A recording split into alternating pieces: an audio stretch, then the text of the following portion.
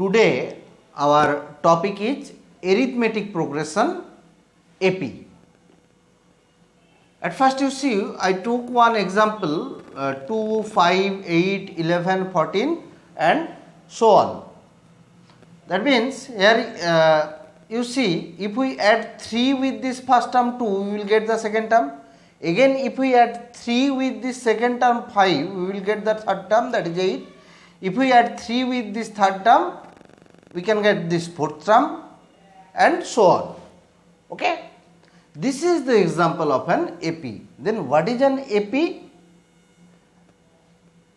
If the difference between any two consecutive terms are same, then it is known as AP. That means if we add this difference to the previous term, we can get the next term. Okay. So what is the general form of an AP? You see the first term it is usually denoted by A, then second term A plus D, third term A plus 2D, it is increasing by D. So this D is the common difference here and A is the first term. Okay. If there exists a finite number of terms in an AP, then it is called finite AP, and if there exists infinite number of terms, then it is an infinite AP. And one thing should you remember, that is this common difference, it is not necessarily always positive.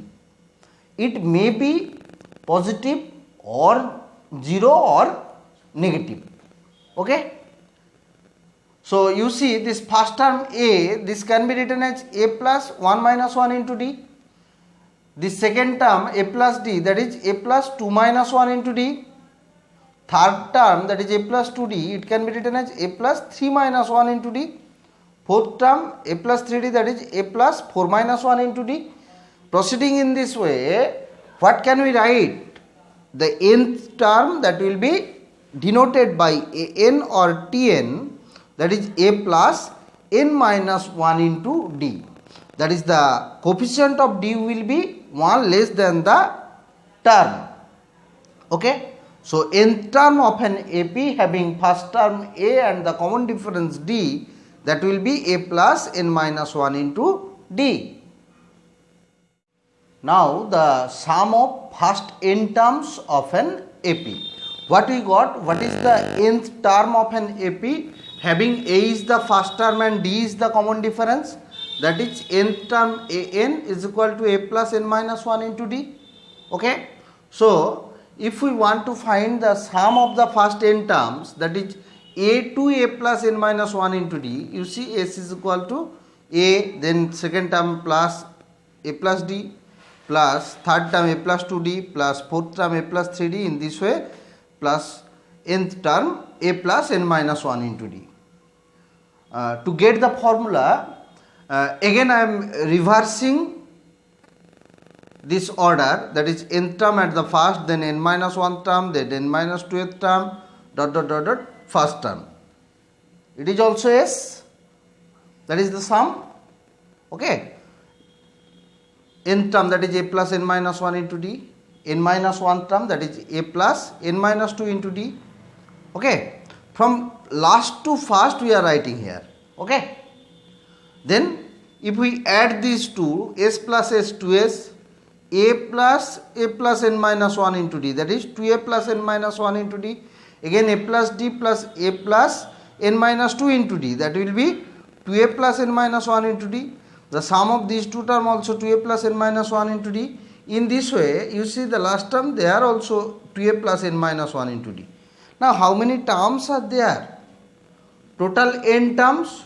So total n times we got 2A plus n minus 1 into D. So this sum will be n into 2A plus n minus 1 into D.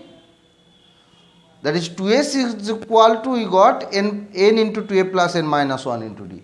So ultimately S will be equal to n by 2 into 2A plus n minus 1 into D.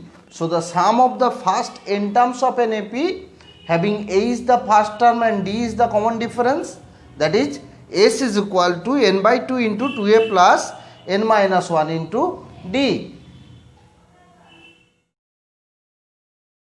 So we learned the sum of first n terms of an AP, that is n by 2 into 2a plus n minus 1 into D.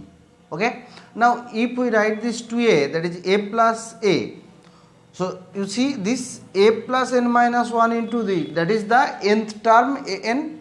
So ultimately this can be written as n by 2 into a plus a n, that is n by 2 into first term plus last term. Okay.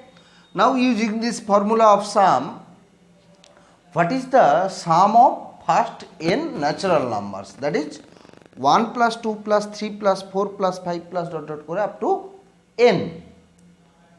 So the first term a is 1 and the common difference d is 1.